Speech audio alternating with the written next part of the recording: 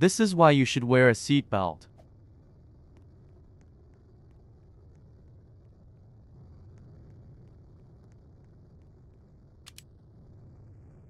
This mannequin is gonna demonstrate. As you can see, he flew into the air 110 mph.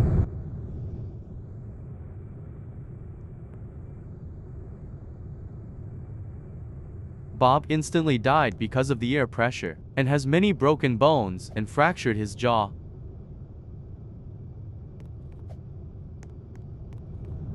The front of the car is totaled and destroyed. Same with the back.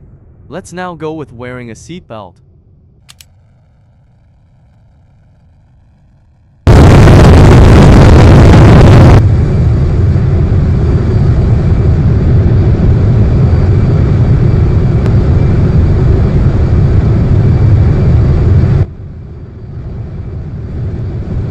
The front of the car is totaled again. The back can still be fixed, but will cost a lot of money. And Bob has some injuries, but he is still alive.